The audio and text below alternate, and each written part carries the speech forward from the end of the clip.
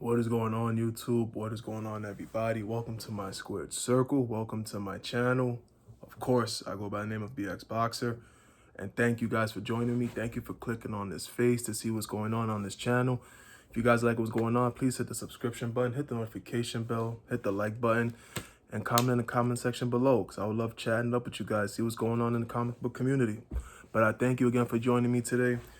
Today, we're going to talk about WandaVision, of course. However, we're not going to talk about it the way everybody else is talking about it.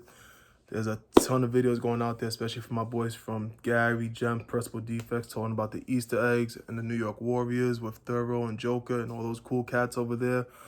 They're talking about all the Easter eggs going on. Today, I want to talk about my personal opinion on the show and where I think it's headed and how I think it's going to play into the MCU. Of course, I could be 1,000% wrong. I could be 5% right. It's all good. But I thank you guys for joining me.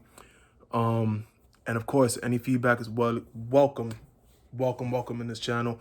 You guys can comment down. It could be negative, could be positive. It's all good. I'm not gonna hit you with that 1-2. I'm not gonna do that. It's all love on this side. But let's get into it. So of course, WandaVision did start off a little bit slow, and it did that because, in my opinion, it's not gonna come out full force with the action, because we just came directly out of Endgame. She was lost. She didn't know what to do, really, because she got snapped herself right after Vision died. So her last remembrance before she got snapped was her holding Vision dead, right? She comes back to fight, and this picks up into the 50s I Love Lucy era. We all know that. But I dug it, and I dug both episodes, and I liked it a lot. I'm going to tell you my opinion. That's why I like it a lot. So bear with me. Just try to keep up. First things first. Yes, Wanda is in the 50s, I Love Lucy type scenario, bewitched and things like that. As I'm watching the show, I am realizing they are trying to show you, or maybe my interpretation, of how strong of a mutant she is. Because at the end of the day, she is a mutant. They didn't retcon that, but I'm going to get to that. At the end of the day, Wanda is driving around. She's in this neighborhood with the picket white fences, American Dream type stuff with the neighbors, 50s feel. But for all we don't know where Wanda really is. Wanda could be sitting right now in a forest like this with Medusa hairs all over the place. We don't know what she's really doing. We don't know where she is in the present day in reality. So I like the fact that they show you how powerful of a mutant that she is, by creating this fantasy that she is her own reality. Dare I say her own multiverse. So I appreciate them doing that. In my opinion, they showing you how powerful of a mutant that she is. And they gave you a little bit of that in Avengers Endgame when she went up against Thanos. She went up against Thanos when he didn't have the gauntlet, and she used her force, her mystical powers, if you will, to try to crush him. He couldn't even take it. He had to tell Cull Obsidian, rain fire. Of course, in the comic, it's a whole different story. We're talking about MCU. In the comic, it's a completely different story. It would have went down a whole different way. But they try to show you how powerful of a mutant she is right now, and they gave you a taste of that in the MCU and Endgame. Also, another thing to point out that I liked about the episode was, of course, all the Easter eggs that they did have. And you did get a whole bunch of Mephisto references. But another character that was very much in the camera was Agnes, aka Agatha, and she's very much everywhere. Now we all know in the comics, she is just like a mentor to Wanda, and showing her how to do things in the sorceress world. I feel that Agatha is the big bad in this episode. Now you do get Mephisto references, but I'm gonna get to that later on. But for right now, I'm concentrating more on Agatha, because I feel like she is the big bad in this episode. And she's really playing the strings here, messing with Wanda's head. In episode 1, we also saw how Vision is working and everything like that. And it was just like an intro to what's going on. And I appreciated that, because it's these little tiny, slow burn episodes, and it appreciates the build-up, like the foundation, that once it gets to that climatic ending or that action-packed parts of the episode is you appreciate it more. So for me, I appreciated these slow burn episodes. I thought they were good. You know, were they a little slow? Yeah, but again, me personally, I liked it. It did it for me.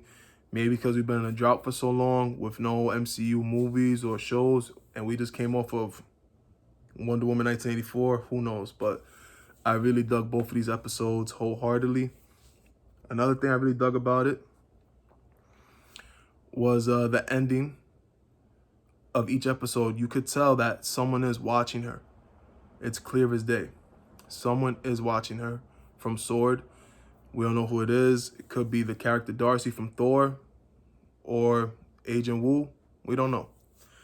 But another thing that I think will happen in this series, it will lead into Doctor Strange Multiverse of Madness. And I think Wanda will be that reason that there is a multiverse of madness.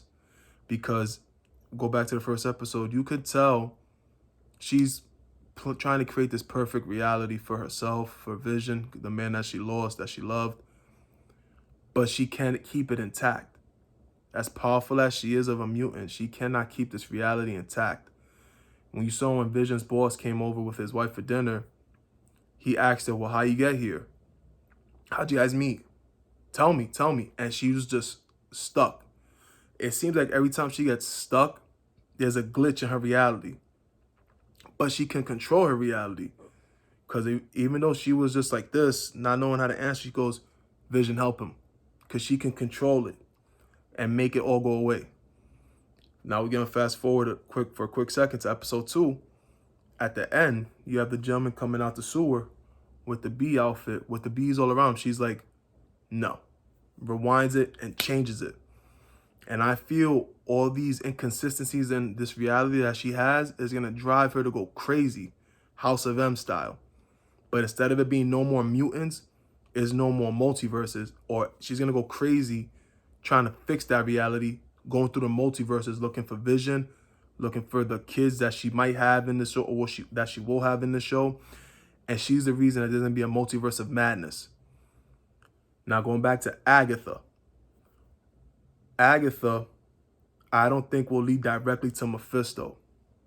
I think Agatha will lead to Nightmare, who will be the main villain in Multiverse of Madness, which will then lead to the bigger villain of Mephisto.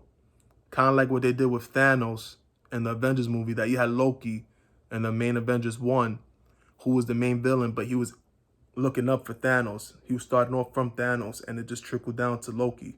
But the real big bad was Thanos.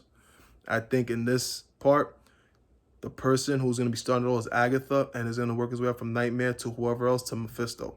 That's just my opinion. Again, guys, don't quote me on none of this. I'm just going by what I'm seeing. But I really appreciated that these episodes, because you just see how Marvel, even though everything we've seen from movies is just action-packed and things like that, they're taking it a little slow. So I appreciate that. And I just thought it was dope the whole way they brought it out, because at the end of the day, even though they were in the 50s, they have to conceal who they are. Because at the end of the day, Wanda knows she's still a superhero. So she had to hide her powers. Even in the second episode, when Vision was trying to show people his powers, she's still trying to conceal it. Because that's her perfect reality of her being normal. Maybe she's resentful of the fact that she was a superhero. Maybe she's resentful at the fact that's how she lost Vision. Who knows? But I feel like all of this will drive her mad. She will lose it, and she will go crazy. At the end of the episode, she will bust out of somewhere, wherever she's at. Again, she could be sitting in the forest. We don't know where she's at, but she just created this whole reality around her. That just shows how powerful she is as a mutant. But I honestly feel she's going to go mad, and she's going to make the multiverses go crazy. And that's why it's going to be Multiverse of Madness. And she's going to be that reason. So, man, it was all good. It was a good 2 episodes for me. I can't wait for the 3rd episode, which is coming out this Friday. And it was just amazing for me to see the show. And as I'm watching it, I am looking out for the Easter eggs, and I'm looking out for things. And I know everybody was looking at the Grim Reaper, the Wonder Man, the Mephisto references and things like that. But I just appreciated to see like where it's going to go. Because Marvel's history and their track record is they're always having something there that we never saw, or is leading up to something that we wasn't expecting. When people think they're going to go right, they always go left. When people think they're going to go left, they go right. That's what Marvel tends to do. And they don't always stick to the comic book almost all the time. They do their own thing. They may adapt a few things from the comic book and put it into the MCU and try to make it work for them. So I feel like that's what they're going to do with this one. But it was just a great 2 episodes for me because, again, I think I'm talking because we were in a drought for so long, maybe. But I just can't wait to see how this plays out in the show, because this is the first time I was on the show, and I feel like these 2 episodes are okay. They probably gave us the first 2 because they know they were slow, obviously. But man, I mean, the possibilities are endless, because as I'm thinking about it right now, let's say, for example, in the Multiverse of Madness, she's going crazy. A perfect way to introduce the mutants is through Charles Xavier, because you have this mutant Wanda going crazy through the multiverses, and at the end of it all, you can have a man coming out in a wheelchair saying, "I'm Charles Xavier. I can help her. I have a school for youngsters or gifted people." Or it can play out that way in the end of WandaVision. Her sitting in the forest going crazy, sword is coming up, and you have a man in a wheelchair. "Wanda, it's okay. I'm here to help you." There's like an endless amount of possibilities that could happen, from X-Men to anything else, and it's just amazing to see this unravel like that. But guys, this is where this video is gonna come to an end. It was a little lengthy, but again, man, I could go for hours talking about this. But you guys, if you like what I'm putting out, please hit the like button, hit the comment button, leave a comment down below, hit the subscription button, hit the notification bell. And guys, please leave a comment if you want. I would love to have a conversation about this in the comment section. If you feel like I'm wrong, it's all great. Let me know. If you feel like I'm right, even better. We have much more to talk about. But again, I could be 1,000% wrong. I could be 5% right. I could be 95% right. No one knows. But I just can't wait for the episodes to play out. And until next time, guys. Appreciate it.